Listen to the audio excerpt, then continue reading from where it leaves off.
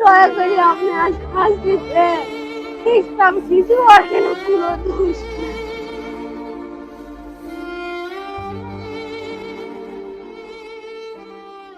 নাটোরের বড়াই গ্রামে দাদির বিরুদ্ধে ২ বছরের শিশুকে জুসের সাথে বিষ মিশিয়ে হত্যার অভিযোগ উঠেছে।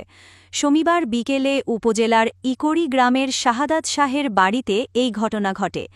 মারা যাওয়া ওই শিশুর নাম নূর ইসলাম। সে গুরুদাসপুর উপজেলা সোনাবাজু পূর্বপাড়া গ্রামের শাকিল আহমেদ ও পায়েল খাতুন দম্পতির একমাত্র ছেলে। শিশুটির লাশ উদ্ধার করে নাটোর সদর হাসপাতালে প্রেরণ করেছে পুলিশ। অভিযুক্ত দাদির নাম সাখেনা বেগম, বয়স ৪৫। তিনি সোনাবাজু পূর্বপাড়া গ্রামের আব্দুর মোতালেবের স্ত্রী। আমার ছেলে ঘুমাসি আসছিল, আমার ছেলে যখন ওরকম হয়, ছেলে যখন ঘুম পাড়তেছিল, ঘুমের ছালে তুলে জুস হয় এই কামটা করেছে। আমার ছাল ভালো ছাল, এই ছাল মরা ছাল না, কোনো জায়গায় কোনো বিষের বোতল আসছিল না।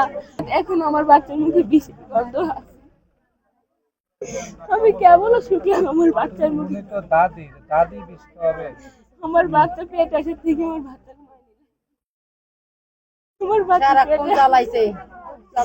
বাচ্চা বেড়ে থাকতে আমি কেস করছিলাম, আমি বাচ্চা বেড়ে থাকতে ব্যাগ দিয়ে বাড়ি মারছিল, নষ্ট করে ফেলার জন্য। আমিও বসি, মা বসি, চলে বসি। মায়ের হাতে একটা জুস আছে আখর, মায়ের জুসটা খাওয়া দিল। খাওয়া দেওয়ার পরে খাওয়া দেওয়ার পরে আমার কাছে দিল 30 মিনিট পরে, মানে একটু খাওয়া তারপর আমি বিয়ে বাড়ি গেছি। 30 মিনিট গেলাম, দাঁড়া আছি, তখন বমি করা শুরু করে দিচ্ছে। সাওয়াল বমি করলো। জুস কোথায় পেয়েছিলেন? ছেলে সকালে কিনে আনছিল। ছেলে কিনে আনছিল? হ্যাঁ, পরে জুস আপনার নাতি খাওয়াইছিলেন? সব ছেলে কি খাইছি, আমিও খাইছি, আমার আরেক নাতিও খাইছে, ছেলেকেও খাইছে। ছেলে আর মেয়ে তারা স্বামী স্ত্রী, তার শ্বশুর বাড়ি 2 মাস হলে ছিল। থাকার পরে তার মামাতো ভাইয়ের বিয়ের অনুষ্ঠানে তাদের দাওয়াত করে, সেই দাওয়াত খাতে আসি।